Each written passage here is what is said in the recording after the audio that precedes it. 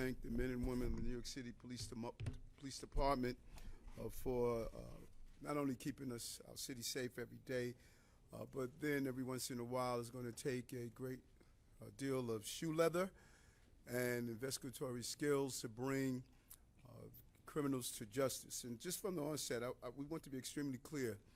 It doesn't matter if a person is a migrant, asylum seeker, or if the person is a long-term New Yorker. You break the law, it would be investigated, and it would be handled by our criminal justice system. The police department has a job to do apprehensions. The prosecutor has a job to prosecute, and the federal government has a job to determine if a person is here as a migrant or asylum seeker, should determine if they're found guilty and they do their time, they should be deported. You should not be allowed to walk the streets of the city of New York if you are committing any form of criminal behavior that's impacting the quality of life of New Yorkers. Came in office 2 years ago with a clear mission, as I say over and over again, to revitalize our economy and to make our city more livable for working class people, and the foundation of that is public safety, and that is why we're here today. This morning around 5:30 a.m., the police department executed a warrant. I joined them in the Bronx, and I hear people often asking, why are you there as the mayor? Because I'm the general, and generals lead from the front. They don't send their troops into battle and ask, how is the war? Just as I spend the night in Herx, just as I ride the subways, just as I visit our hospitals, our schools, you are not going to be a good leader if you stay in a sterilized environment of your office space trying to figure out what's happening on the ground. I am an on-the-ground mayor, and I'm here to lead this city out of this crisis that we are facing. We have been extremely successful in decreasing crime in the city because of the work of the New York City Police Department. So today I want to thank them for their precision policing and what they have done in this city over the last 2 years.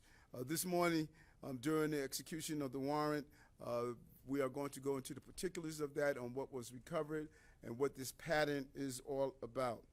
We believe the individuals involved have been involved in 62 robbery incidents across our city, including our transit system, including riding on mopeds, scooters, and snatching property of New Yorkers, such as iPhones and wallets. These individuals do not have a license to steal in our city.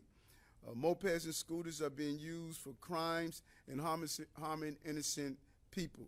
And I want to be clear, again, the law is coming for those who use mopeds illegally. That is why we have been cracking down on the illegal use of mopeds. And last week, we looked at some of the locations where a large volume of mopeds were located. It was given the appearance by those who felt as though this was some type of retaliatory action. No, it wasn't. To date, the NYPD seized more than 2,500 illegal mopeds and scooters in 2023, a 74% increase over 2022. While these 5 individuals are migrants, I want to reiterate the overwhelming number of 170+ thousand migrants and asylum seekers are attempting to continue their next leg of their journey of pursuing the American dream. But those who commit a crime will be treated like any other criminal in this city. No different mindset, no different reactions, or no different response from the police department. The small number of people are breaking the law and having a huge impact on our public safety, and that is why we zeroed in on them. And it's our job to do so. It's a job that these officers did well, and again, I want to commend them for their actions. We're not going to sit idly by while people choose to prey on their fellow New Yorkers. That is why we responded in the manner of which we did. Now, again, Commissioner, job well done. Chief Kenny, job well done. We're going to lay out what happened in this incident as you see the images that on top. Right now, I'm going to turn it over to the Police Commissioner of the City of New York, Commissioner Eddie Cabad. Okay, good afternoon, everyone. Thank you, Mr. Mayor, and as always, thank you for your leadership. So in recent months, a wave of migrant crime has washed over our city, but by no means do the individuals committing these crimes represent the vast number of people coming to New York to build a better life. But they are, nonetheless, preying on New Yorkers and making our city less safe. And so, as with any other criminal enterprise, the NYPD and its partners at the District Attorney's Office move with purpose to disrupt their operations and hold them accountable. That is what today is all about. At the beginning of this administration, we face new and emerging challenges in the way of ghost guns and ghost cars. The inability for us to track them disrupts our investigations and makes it that much harder to bring criminals to justice. But as with anything, we learn, we evolve, and we get the bad guys. Today we are seeing similar situations with migrants. They're essentially ghost criminals. No criminal history, no photos, no cell phone, no social media. Sometimes we're even unclear on a name or a date of birth. And on top of that, these operations are extremely sophisticated. They intentionally try to evade the police. But whenever there is a challenge or a dead end, you can count on the greatest detectives in the world to find a way. So relying on a great deal of traditional detective work, our investigators were relentless in their pursuit of these suspects, and steadily they began piecing clues together. Today is a hard-fought win, and so I want to extend my thanks and gratitude to everyone who stayed the course and cracked the case on behalf of all New Yorkers. I will now turn it over to our Chief Detective, Joe Kenny, to share more details about this investigation. Chief. Thank you, Commissioner. Good afternoon. I'm going to discuss citywide grand larceny pattern number 156. The crimes in this pattern involve multiple thieves on mopeds, snatching cell phones and purses from their victims. These thieves would ride up behind their victims on the sidewalk, steal their property, and then make their getaway. The majority of the victims are women, simply just walking alone. We have seen that the mopeds used in these crimes are also stolen as well. The first incident of this pattern occurred on the Upper East Side of Manhattan back in November of 2023, and the most recent hit was last night in Lower Manhattan in Chinatown. There are a total of 62 incidents that have been connected to this pattern so far, touching every borough in New York City except Staten Island, with almost 56% of these crimes taking place in Manhattan. During our investigation, we learned that these perpetrators are part of a sophisticated criminal enterprise made up of migrants who have recently arrived in the United States. This network of thieves predominantly live in the migrant shelter system. They use social media platforms to organize and coordinate their thefts. This is how they operate. The leader of the crew, identified as Victor Para, will blast out a message via WhatsApp that he is looking for phones. Para will send out specific orders for what type of phone he is looking for. And then the text will say, "I have money, I'm available, go get them." Once the messages are received, the crime wave begins, with the scooter operators making $100 a day and the actual phone snatcher making between $300 to $600 per phone that is stolen. These stolen phones are then brought to Victor Para's residence, which is located at 2970 Bronx Park East in the Bronx, which is the Parkside NYPD development. There, Para employs a tech guy who is able to hack into these stolen phones, where he gains access to the victim's financial and banking apps. These apps are used to make illegal transactions and fraudulent purchases in the United States as well as South America. Once the victim's accounts are empty or holds are put on their transactions, Victor Para will then ship the stolen phones to Colombia to be reprogrammed. To date, we have identified 14 members of this crew. 7 have been arrested and charged with multiple counts of grand larceny. 3 have been connected to several crimes, and our warrant squad is currently attempting to apprehend them, and we are building cases on the rest. And the ringleader, Victor Para, members of the NYPD executed a search warrant at his home this morning at 2970 Bronx Park East. 22 stolen phones were recovered at this location, as well as victims' identification. 5 arrests were made, including the tech guy responsible for hacking the victim's phones and personal accounts.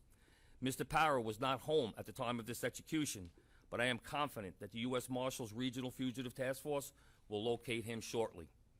Mr. Parra is a male Hispanic, 30 years old. His date of birth is June 21st, 1993. He has one prior arrest for grand larceny in Manhattan. He is from Venezuela, and we believe he entered the country sometime back in 2023, just as these robberies began to happen. To put this in perspective, since January 1st, 2024, we have had 32 open patterns involving mopeds and phone snatches, compared to 1 this time last year. That's 147 cases, and that equals 147 victims. Thank you very much. All right, I'll take a couple of questions, but we're going to stay on topic on this case. All right, Rocco? Parra's history back home, does he bring this skill set with him, or is this something that developed here? And is there any connection between any of the people arrested, a link to the Bronx case? Are they linked at all to the attack on the offices in Midtown? We're only aware of his criminal history in the United States. We don't know what kind of history he has back in his native Venezuela. And as far as the attack on 42nd Street, at this time, we have not connected any of these perpetrators to that incident.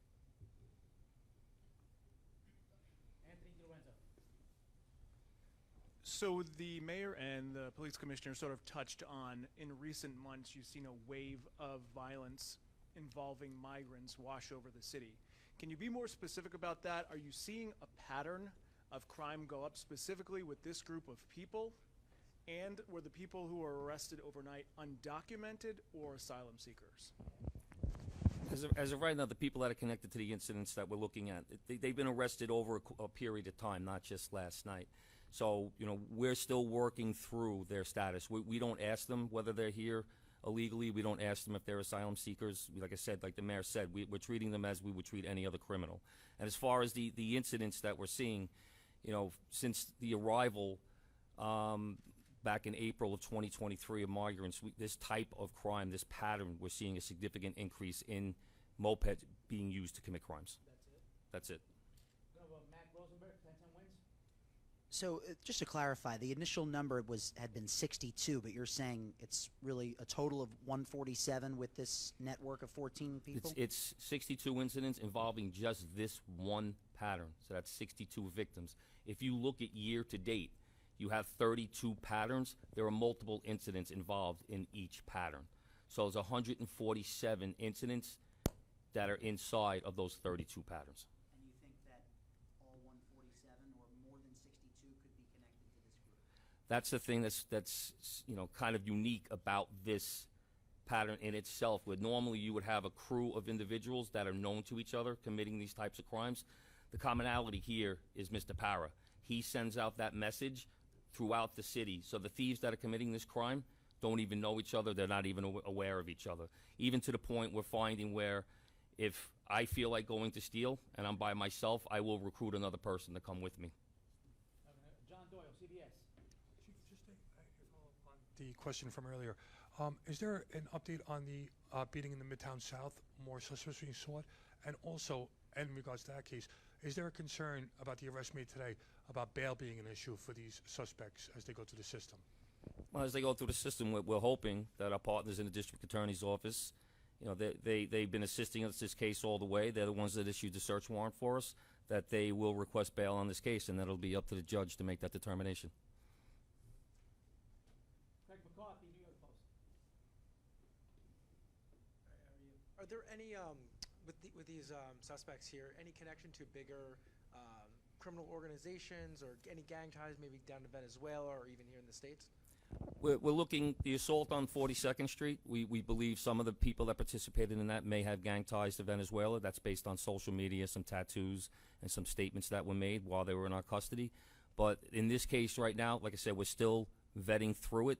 You know, as far as the bigger picture here, you know, we have stolen phones from New York City being shipped down to Miami, to Houston.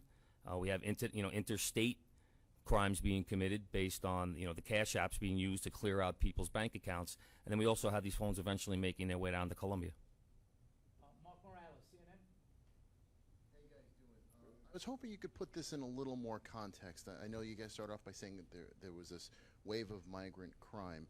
How does this compare to other crimes that you're seeing at this point that are involving migrants? And I know that there's an issue because of the documentation. You can't ask like what their situation is at the moment. But can you at least speak to incidents happening at the shelters, what types of incidents they are?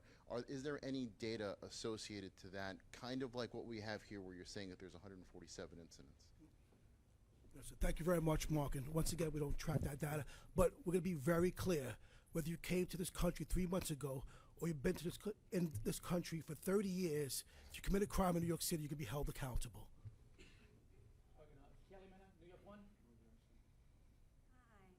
My question is, if there's been a pattern using these illegal mopeds and scooters, is the city doing anything when it comes to these migrant shelters, maybe looking at them more closely? Is there any new initiative when it comes to the migrant shelters, the city, and NYPD? Yeah, I'll have Chief of Patrol talk about what we're doing in and around shelters. So just to go back to the original question, what we're seeing citywide is, besides these kind of patterns with grand larcenies and some robberies, we're seeing people getting their pocket picked in Midtown Manhattan, or bags being dipped to, especially on the Christmas tree, the holiday season. We're seeing it expand down to the train system. We have picks and dips in the train system with these crews. We're also we're hearing things about human trafficking starting to pop up in our world that we're taking a heavy look into. In addition to that, we see some groups going to a sunglass hut, into Bloomingdale's, into King's Plaza. So these are the trends that we are seeing in addition to these patterns we're talking about here. We also see inside the shelters, and especially Manhattan, we'll see an increase in domestic violence. Okay, that's taking place also. So that kind of puts you in the crime arena.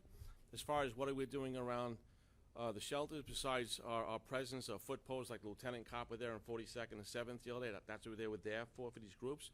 And we're also honing in the mopeds, the illegal mopeds. We've been doing this for a year and a half. And as you can see, you can drive by any shelter, you'll see a lot of them parked out there, and some are stolen, some are not registered, they're illegal, they don't belong on the street, and we are taking them. And we're also engaging on the street like we've been doing for the last year and a half, to the tune of about 28,000 mopeds, illegal ATVs off the street. In addition to the ghost cars we're looking at, and the paper plates, it also goes into this, plus 45,000 in the last 18 months. I'll say it again, plus 45,000 in the last 18 months. And Anthony, just follow up, as I just told Deputy Mayor Banks, because you asked this question a few times with status. And while this administration, police department, we've always talked about welcoming asylum seekers, but once you start robbing people and stealing from them, your status is criminal, and you'll be treated as such. All right? Does that make it seem, does the mayor think that something more needs to be, a message needs to be sent to, I don't know, there's going to be now a narrative that says that migrants are contributing to an uptick of crime in New York City. This is going to be prevalent, I'm sure, on cable networks. What would be your message if that starts to become? First of all, this is a national problem. We need a national solution on both sides of the aisles. Republicans have blocked real immigration reform for many years. It is time for us to deal with this real issue that's impacting cities. Not only New York, I speak to my mayors across the country, Chicago, Denver, we see what's playing out in Boston. This is a national problem that's impacting cities. And our message is a clear one. Over 175,000 migrants and asylum seekers that arrived here. This is 12 people. And so any New Yorker that looks at those who are trying to fulfill their next step on the American dream as being criminals, that is wrong. That is not what we're seeing. The overwhelming number of migrant and asylum seekers want to work. They want to contribute to our society. They believe that we have put a pause on their progression on contributing to our society. And we should not in any way take these criminals and state that they are the indicators of the people who are here. Just as I wouldn't take the average person in a community and say because there's a group of gang blood members that is what the community represents, or they're a group of Crips or a group of any other gang. This is a violent gang that did violent acts, and the same way we would zoom in on a blood gang, we zoomed in on them. This is not about migrants and asylum seekers. It's about criminals who committed a crime, and we would treat criminals the same if they're longstanding New Yorkers or if they just arrived here last year. These are criminals that we brought to justice. We're gonna go Cristina Navarrete, Telemundo. Question. Can you clarify how many arrests were made? And also, I know that you mentioned that Parra is still being sought. Are there any others being sought as well? And then, as a follow-up, is there any more comment on the case of the officers that were assaulted? Yeah, in this incident so far, we've made 7 arrests. We've identified 3 other people that we have probable cause to arrest, and our warrant squad is looking for them. And then there's several other people that we're still working cases on. As far as the assault on 42nd Street, same thing. We have a couple of other participants that have been arrested. We have probable cause on, and our warrants team is hunting them. All right, we're gonna take 1 or 2 more questions. Rocco Paris Condola, Daily News. For Chief Kenny, Chief, could you, for the victims in the Bronx case, could you talk about any injuries that may have been suffered, and for both in terms of property value and money subsequently stolen, whether it's from credit cards or from bank accounts? Could you put a dollar figure on those 2 categories? For the Bronx, which Well, incident? for this case, yeah. Oh, for the no, it's like I said, it's 62 cases. I really have to break down the exact amount that what was stolen. I don't have that exact amount, but it's hundreds and thousands of dollars. And any injuries to any of the victims? Just bumps and bruises. I think we have a video actually of one of the incidents that shows how these guys operate. This is a video shown on the screen. A bag snatch, and as you saw, they dragged the woman that's involved.